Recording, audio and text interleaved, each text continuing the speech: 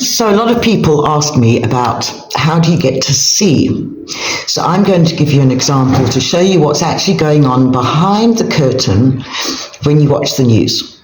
So we've all had Charlie Kirk's murder, and it's just interesting to note Trump holding on to Erica, but at the memorial, him and Elon are like fist pumping. And then you've got Netanyahu's response, who said that he had received a letter from Charlie saying how much he loved Israel, and that he'd then given him a call and invited him to come to Israel, and Charlie Kirk was very excited. But what Israel didn't count on was the fact that Charlie Kirk has a lot of friends in the media. So Candace Owens was the first one, Megyn Kelly, and Tucker Carlson, and the Young Turks Network, and.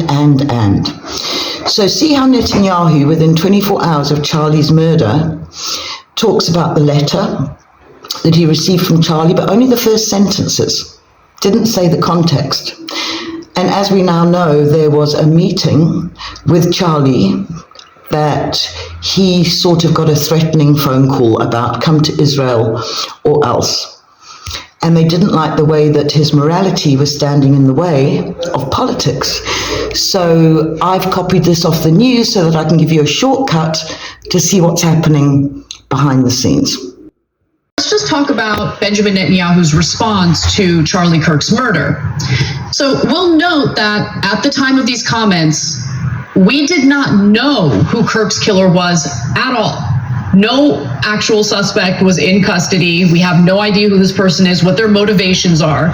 You need to know that context so you can understand just how patently absurd Netanyahu is in the statements he makes in the video you're about to watch.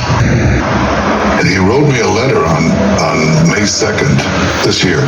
He said, one of my greatest joys as a Christian is advocating for Israel and forming alliances to defend Judeo-Christian civilization. A few weeks before the tragedy yesterday, I called him and I spoke to him and I said, please come to Israel. I invited him to Israel.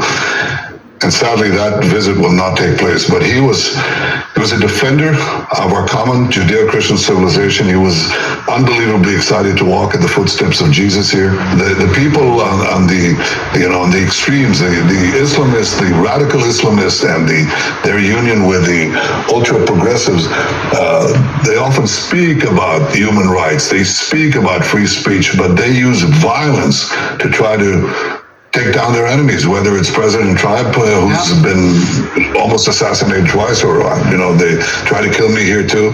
But they got Charlie Kirk, and it's just heartbreaking. I really do have to hand it to Israeli extremists, because they really do effortlessly make everything, literally everything, about themselves. He did not like Bibi Netanyahu, and he said that to me many times, and he said to people around him many times. He felt that Bibi Netanyahu was a very destructive force. He was appalled by what was happening in Gaza. He was, above all, resentful that he believed Netanyahu was using the United States to prosecute his wars. I think now is exactly the wrong time to appropriate the memory of someone and the emotion that comes with that, the really intense emotion that all of us feel at his murder, and use it for your own parochial ends. Like, he stood for this. I don't think it's helpful for people to jump in, particularly foreign heads of state, to say, this is what, he lived for my cause or whatever. That's disgusting, actually. Don't do that. An embrace for President Trump as Charlie Kirk's widow at his memorial service, which saw unexpected reunions and calls for forgiveness.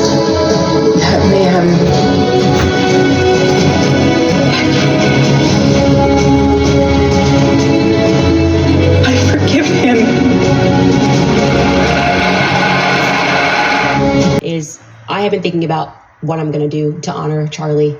How do I honor Charlie? The best way that I can honor Charlie is to insist upon parents that if you have the means, take your children out of these schools.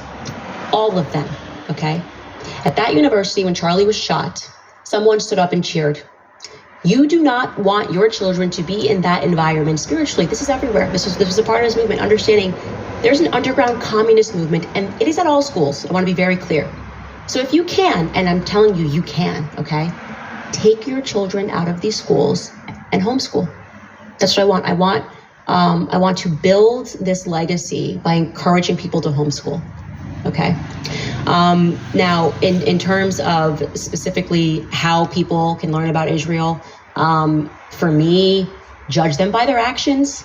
How everyone feels when you're friendly with them. I mean, Dave Smith has a very good tweet about that. It's like all these people who supported them, and then suddenly they come under pressure to effectively lie or to go against their morality. That's not normal.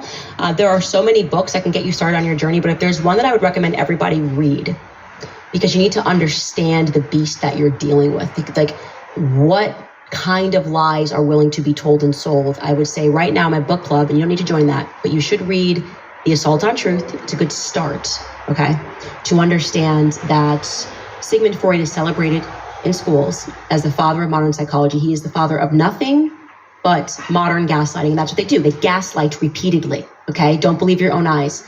When you understand how severe the lies were that were being told, that Sigmund Freud professionalized in form of the psychoanalytic movement, I'm talking about parents that were raping their toddlers he was covering for, then you understand the evil that we are confronted with, like what kind of people would organize and lie about something like that, okay? You got to confront real evil.